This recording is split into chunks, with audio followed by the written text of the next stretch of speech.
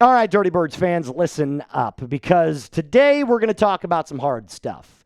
It's never easy to talk about benching a player, but I do believe that the best thing for the Atlanta Falcons right now in this unbelievable secondary is to bench Mike Hughes. Spoiler alert, I'm already going to let you know what I feel like, because the truth is he's just not cutting it. I'm not the only one, though.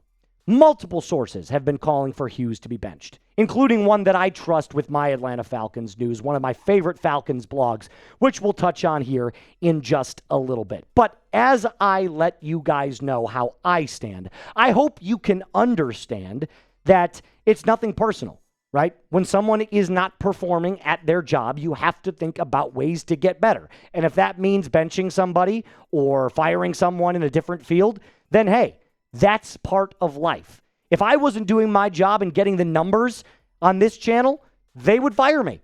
It's just part of life. It's part of business. So, again, I don't take any pleasure in saying this. I want to preface this by saying it's nothing against Mike Hughes as a guy, but I do believe there are some better options for the Dirty Birds at that outside corner spot. If you want to shout out in the next video, all you got to do, type Moose in the comment section down below. This is a way for me, not only a vain way, but for me to see who the real ones are rocking with. And if it is me and you want a shout out in the next video, I'll try to get to as many people as I can. Type Moose in the comment section down below, or if you're watching during our live show, type Moose in the live chat. Let's just take a look at the starting cornerbacks right now. You got Mike Hughes, AJ Terrell, and Billy Bowman at the nickel. AJ Terrell is going to be coming back here in just a little bit. So right now, your outside corners, believe it or not, are Dee Alford and Mike Hughes. And look, I'm not going to lie. They haven't been god-awful in the sense of, like, what are we doing? But it hasn't been up to the standard in which I believe this Falcons secondary has already shown. The leash is very, very short for the Dirty Birds in the secondary. Why? Because there is so much more talent now. I am so tired of people talking about years past where it's like, well, they did this a year ago. No, the expectations now in this Jeff Ulbrich defense are so much higher than they have been before. So now the leash is even shorter for bad play. And like I said, multiple sources have been calling for Mike Hughes to be benched. Bloggin Dirty, my favorite Falcons blog, this is what they had to say. After inking a 3-year, $18 million extension this offseason, Hughes has not lived up to expectations. His 50.6 PFF grade ranks 124th among all cornerbacks, and the dismal September from both him and Dee Alford, we've talked about him a lot on this channel, has exposed a glaring weakness in the secondary. The only thing I disagree with there is the glaring weakness, because I do think the secondary is very, very talented. There might be a glaring hole in the secondary on one specific side, but it's not necessarily a Falcons secondary problem, if that makes sense. Now, I do want to highlight one thing. Mike Hughes makes $6 million per year on the Falcons. That doesn't sound like a lot, but I did want to go and find the other players in the NFL that make exactly what Mike Hughes is making and do a little side-by-side comparison. So, what is that side-by-side comparison? Well, there's only two other players, believe it or not, that make $6 million per year as cornerbacks in the NFL. One, Dante Jackson for the Los Angeles Chargers, and one, Keyshawn Nixon from the Green Bay Packers. Do you notice something here? The $6 million men, both of them have higher PFF grades than Mike Hughes. 61.3 for Jackson and 74.2 for Keyshawn Nixon. Meaning, out of all the guys that he is comparative to in salary, he performs worse than. And I know there's going to be a Falcons fan, at least one, maybe five, that'll get down there and say, Moose, you're losing credibility. Mike Hughes last year was excellent. Stop talking to me about last year. You do know that Jimmy Lake was the defensive coordinator last year. And while Mike Hughes might have succeeded in Jimmy Lake's defense, there's a reason the Falcons got rid of him. I'm tired of hearing about last year's team. Stop talking to me about last year's Falcons team. This is a completely different team with completely different defensive personnel with higher expectations. I will hold you to a higher standard the better that you show me your talent is. Period. If this was the Carolina Panthers or if this was the New Orleans Saints, the Tennessee Titans, or the New York goddamn Jets, then maybe we could talk about extending that leash because of how bad you are as a team. I think this Falcons team is a lot better than last year's defense. So, I'm going to hold you to a higher expectation. I don't want to hear about last year anymore. It's 2025. What have you done for me lately? And if you agree with me, do me a favor, give me a giant thumbs up. Maybe not as big as this yellow one right here, but do me a favor, hit that thumbs up icon if you are ready to move up and forward with this 2025 Falcons team. Sorry if that sounds a little harsh, but it's the truth. Let's go back to Mike Hughes for a second. You want proof that he's not playing well? I got you.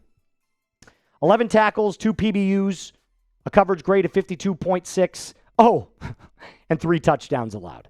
By the way, last year, he only allowed 4 touchdowns the entire season, so he's already, through 4 games, allowed 3 touchdowns, almost his exact number that he had last year. He's also, by the way, allowing a 110 opposing quarterback passer rating in 2025. For reference, by the way, the Falcons have the 4th best opposing quarterback rating in the NFL right now. So if Mike Hughes is allowing 110 and the team is averaging the 4th best, that's a clear and glaring issue, don't you think? Like, he's clearly the weakest link out of every single defensive back on this Falcons team, and it is not close. He's showing his age. He doesn't look nearly as aggressive or young or fast or versatile as what Jeff Ulbrich likes to run in this defense. So for those reasons, and the fact that he's not performing up to his contract as indicated by the other guys that are making the same amount as him, I'm saying B. Bench Mike Hughes. I'm sorry.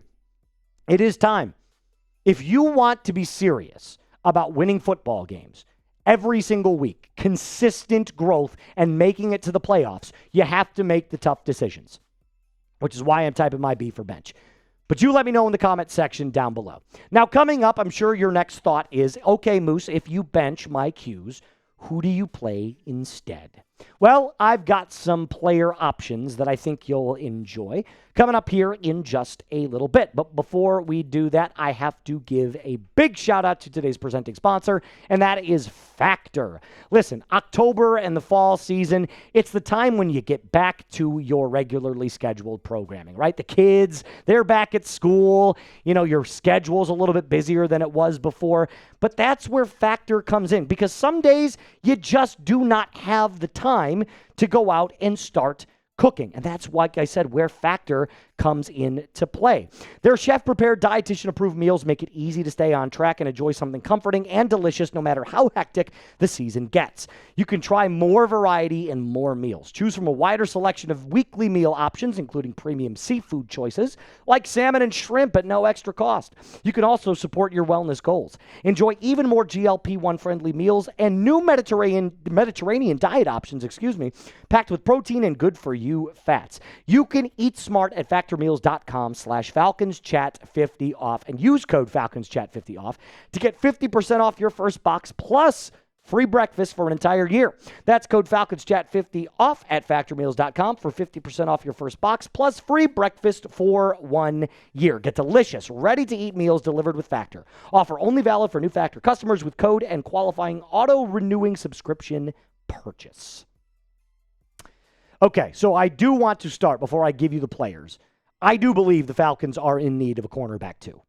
Like whether that's in the draft or whether that's a trade, whether that's in free agency coming up in March.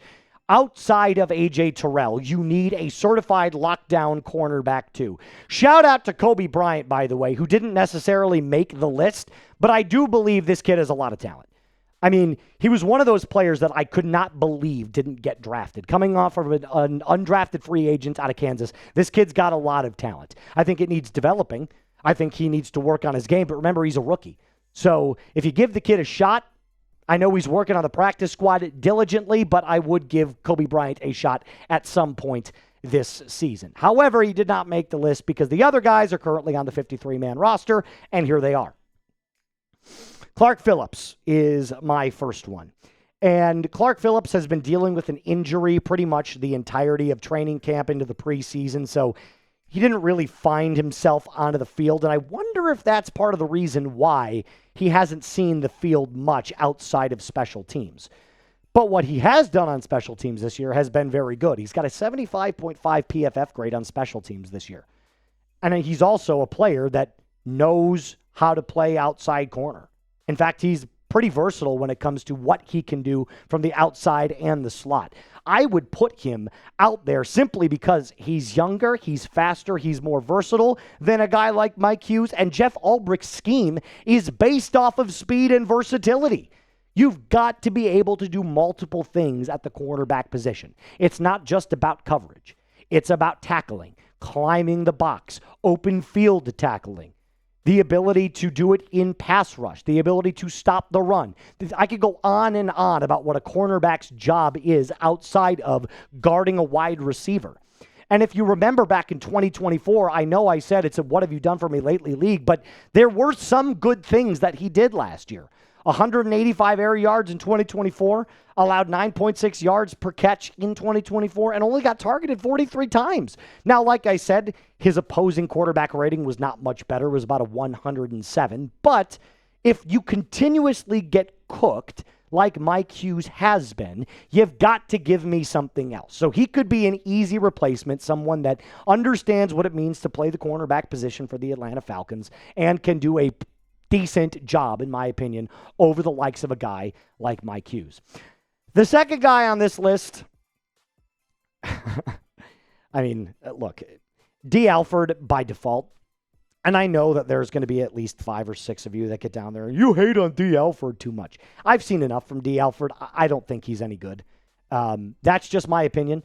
You can call me crazy. You can say I don't know what I'm talking about. That's totally fine. I think a majority of Falcons fans will agree with me. They're tired of seeing Dee Alford because guess what? As bad as Mike Hughes has been, Dee Alford statistically has been worse.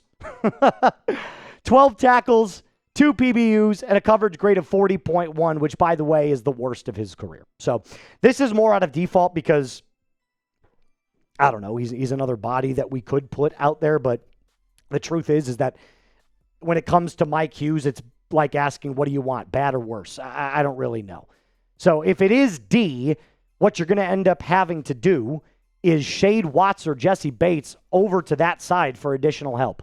I mean, you have to. You're going to have to give him some too high or single high safety help on the backside because Dee Alford just gets beat off the line way too much. No, it doesn't mean he doesn't have some decent plays in his arsenal. Like I feel like there's a couple of times this year that he's had some decent drives and some decent plays, but as a player, as a whole, I just don't trust Dee Alford to get the job done at a consistent level. And the final guy on this list, somebody that I think is probably the best coverage corner out of all 3 of them, is Natrone Brooks.